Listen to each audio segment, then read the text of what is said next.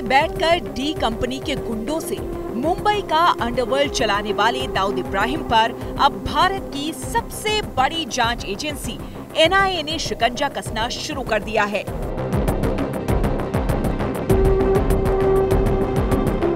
National investigating agency यानी NIA ने इनामी राशि की लिस्ट जारी की है। इसमें दाऊद पर 25 लाख का इनाम रखा गया है। इसके अलावा उसके खासम खास छोटा शकील की जानकारी देने पर 20 लाख इनाम का ऐलान किया गया है। एनआईए की लिस्ट में दाऊद, छोटा शकील, अनीस इब्राहिम, जावेद चिकना और टाइगर मेमन का नाम है। ऐसा पहली बार है जब एनआईए ने सार्वजनिक तौर पर इतने बड़े इनाम का ऐलान किया है। भारत में most wanted underworld don Dawood Ibrahim पर अब एनआईए ने शिकंजा कसना शुरू कर दिया है। एनआईए से मिली जानकारी के मुताबिक डॉन दाऊद इब्राहिम के खिलाफ एनआईए ने 25 लाख रुपए का इनाम घोषित किया है। यही नहीं, डॉन के राजदार छोटा शकील और दूसरे लोगों पर भी एनआईए ने 20 लाख से 15 लाख तक का इनाम घोषित किया है। एनआईए चाहती है कि डॉन दाऊद इब्राहिम के बारे में जो लोग वो जानकारी दें जिससे कि पता चल सके कि वो कहां पर मौजूद है। हालांकि भारतीय सुरक्षा एजेंसियों के पास जो रिपोर्ट मौजूद है उसके मुताबिक डॉन दाऊद इब्राहिम इस वक्त कराची में मौजूद है और वहां से वो अपनी गतिविधियां चलाता है। इसी के साथ ही देश की सबसे बड़ी जांच एजेंसी ने डी कंपनी के बोर्ड ऑफ डायरेक्टर्स यानी दाऊद के दरबार के सबसे खास लोगों के नए चेहरे भी जमाने को दिखाने का इरादा किया और डी कंपनी के गुर्गों की वो तस्वीरें जारी की जो शायद अब तक की सबसे ताजा तस्वीरें हैं। जरा इन तस्वीरों को देखिए, कैसे दिखने लगे हैं मुंबई के अंडरवर्ल्ड पर अपने नाम का सिक्का चलाने वाले। हालांकि दाऊद इब्राहिम की तस्वीर में तो ज्यादा फर्क नहीं आया है, लेकिन गैंग के बाकी लोगों के चेहरे कितने बदल गए हैं।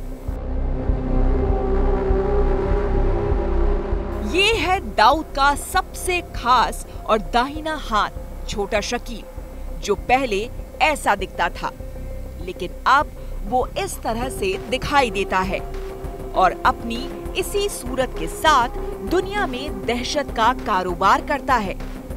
एनआईए ने छोटा शकील को पकड़वाने के लिए 20 लाख रुपए के इनाम का ऐलान किया है। और ये है दाऊद का भाई अनीस इब्राहिम। किसी जमाने में इसके सिर पर ठीक ठाक बाल थे, लेकिन अब इसके सिर पर कम बाल दिखाई दे रहे हैं। एनआईए ने अनीस इब्राहिम पर 15 लाख रुपए का इनाम रखा है। अब इसे देखिए, ये है जावेद चिकना उर्फ जावेद पटेल, जिसने 1993 में मुंबई को दहलाने में सबसे अहम भूमिका निभाई थी। मुंबई के सीरियल बम धमाकों को कराने का सारा ठेका जावेद चिकना के ही जिम्मे था। अब इसकी सूरत कुछ ऐसी हो गई है। एनआईए ने इस पर भी 15 लाख रुपए का इनाम रखा है। एनआईए ने डॉन दाऊद इब्राहिम और इनके राजदार की सबसे लेटेस्ट तस्वीर भी जारी की है। तस्वीर जारी करते हुए एनआईए की तरफ से कहा गया है कि इनके खिलाफ एक एफआईआर भी एनआईए ने दर्ज किया है, जिसको लेकर के आगे कार्रवाई की जा रही है। आपको बता दें कि एनआईए ने जानकारी दी है कि किस तरीके से भारत के अंदर नार्को टेरर और नकली करेंसी फैलाने के लिए डॉन और उसकी टीम लगातार काम कर रही है। सूत्रों से मिली जानकारी के मुताबिक अब दाऊद इब्राहिम के संपर्क लश्कर तैयबा, जैश ए मोहम्मद और अल कायदा जैसे आतंकी संगठनों से हो चुके हैं, जो कि भारत के लिहाज से सबसे खतरनाक है। और ये है मुंबई बम धमाकों का असली मास्टरमाइंड टाइगर मेमन, यानी इब्राहिम मुश्ताक अब्दुल रज्जाक मेमन। इसने 1993 में मुंबई को दहलाकर दाऊद की नजदीकी हासिल कर ली थी और तब से वो दाऊद के साथ परछाई की तरह रहता है। टाइगर मेमन पर 15 लाख रुपए का इनाम है। हालांकि सरकार लगातार डी कंपनी पर शिकंजा कसने की कोशिश कर रही है। उसके ठिकानों और गुर्गों पर कार्रवाई जारी है, लेकिन दाऊद के गुनाहों की फहरिस्त इतनी लंबी है कि हिसाब करते करते कोई भी थक जाए। लेकिन उसके कुछ गुनाह ऐसे हैं जिन्हें कभी भुलाया नहीं जा सकता। 12 मार्च 1993 का वो दिन था जब मुंबई में 13 जगह सीरियल ब्लास्ट हुए थे। उन धमाकों में करीब 257 लोगों की मौत हो गई थी और 700 लोग गंभीर रूप से जख्मी हो गए थे। उन धमाकों का मास्टरमाइंड दाऊद इब्राहिम ही था और तभी से वो भारत के लिए मोस्ट वांटेड बन गया था। मुंबई सीरियल ब्लास्ट के बाद दाऊद देश छोड़कर भाग गया था। उसने पहले गल्फ देशों में, फिर पाकिस्तान में जाकर पनाह ली। दाऊद का काला कारोबार दुनिया के कई देशों में फैला हुआ है और कई मुल्कों में उसकी संपत्ति है।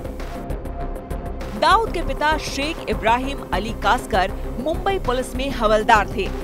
स्कूल में पढ़ाई के दौरान बुरी संगत में पड़े दाऊद ने चोरी, डकैती और तस्करी शुरू कर दी। इससे परेशान होकर घरवालों ने उसकी शादी बीना जरीना नाम की लड़की से करा दी। लेकिन दाऊद को इससे बहुत फर्क नहीं पड़ा और वो जुर्म की दुनिया में आगे बढ़ता रहा। मुंबई में उन दिनों underworld don Karim Lala gang का राज हुआ करता था। दाऊद भी इसी गैंग के लिए काम करने लगा। लेकिन 80 के दशक में चोरी और तस्करी करने वाला दाऊद इब्राहिम क्राइम की दुनिया का बड़ा नाम बन गया। वो फिल्म फाइनेंसिंग और सट्टेबाजी का भी काम करने लगा। इसी दौरान उसकी मुलाकात छोटा राजन से हुई और दोनों मिलकर हिंदुस्तान के बाहर भी काम करने लगे। लिहाजा मुंबई और दुबई के बीच इनके गुनाहों की तूती बोलने लगी थी। इसी बीच 1993 में जब मुंबई ब्लास्ट हुए तो दाऊद और छोटा राजन अलग हो गए और दोनों ने हिंदुस्तान छोड़ दिया। हालांकि दाऊद इब्राहिम ने पाकिस्तान में रहकर भारत के खिलाफ जुर्म जारी रखा। फिलहाल दाऊद इस वक्त पाकिस्तान के कराची में रह रहा है। 1993 में मुंबई सीरियल बम ब्लास्ट के बाद दाऊद को पकड़वाने के लिए संयुक्त राष्ट्र सुरक्षा समिति की ओर से 2003 में 25 मिलियन अमेरिकी डॉलर इनाम देने की घोषणा की गई थी। भारत के मोस्ट वांटेड अपराधियों की लिस्ट में दाऊद इब्राहिम का नाम शामिल है। लश्कर-ए-तैयबा का प्रमुख हाफिज सईद, जैश-ए-मोहम्मद का प्रमुख मौलाना मसूद अजहर, हिजबुल मुजाहिदीन का संस्थापक सैयद सलाउद्दीन और उसके करीबी अब्दुल रऊफ असगर के नाम भी मोस्ट वांटेड अपराधियों की लिस्ट में है।